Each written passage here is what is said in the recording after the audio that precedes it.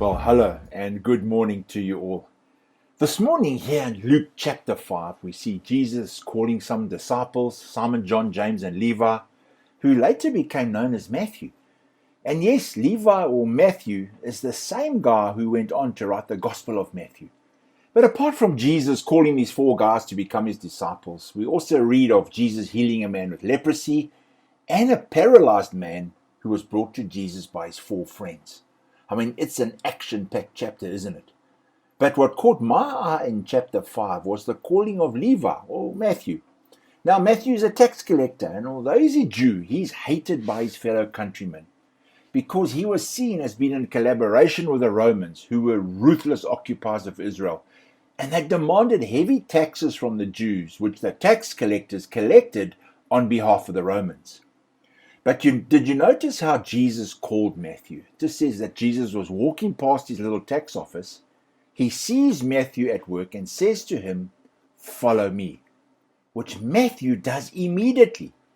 I mean, Jesus didn't need Matthew to have studied at Bible school, be a synagogue member for at least 12 months, or wind down his lucrative business so that he could be a full-time disciple.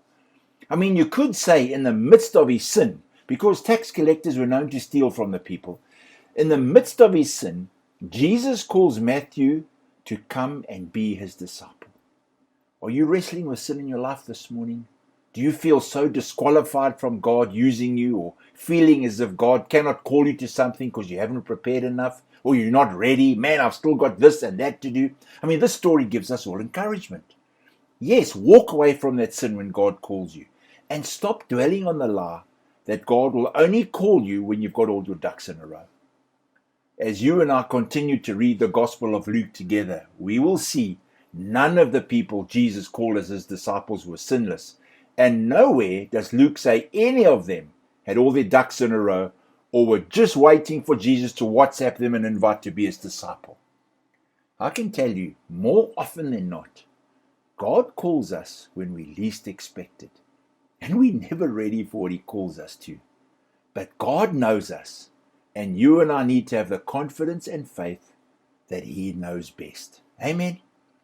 Well, the weekend's almost here. I trust you're going to have a great day, and may God bless you.